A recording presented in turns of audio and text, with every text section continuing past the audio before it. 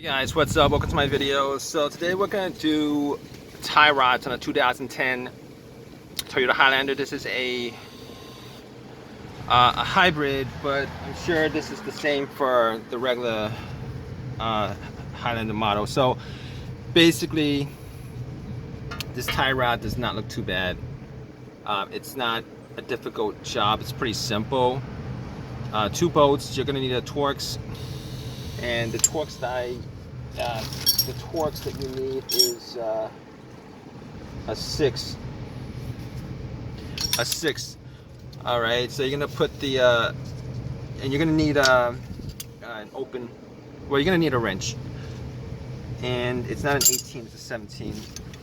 I put some PB Blast on there. It was pretty tight, and as I found out, all suspension bolts should be tight. Because it's like a lot of movement, and on top of that, you're gonna have to use a jack to jack this up to take it off once you get the bolts off. But it's a pretty simple thing. This was not this tie rod. Did I say tie rod? I meant. Man, what do I mean by this? This is a well,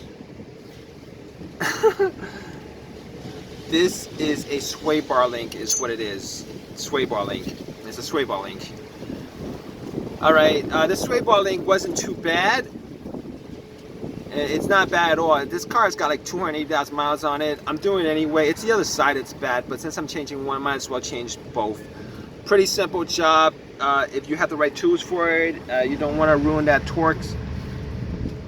You do not want to ruin the, you want to make sure that Torx is sitting in exactly flush when you do this.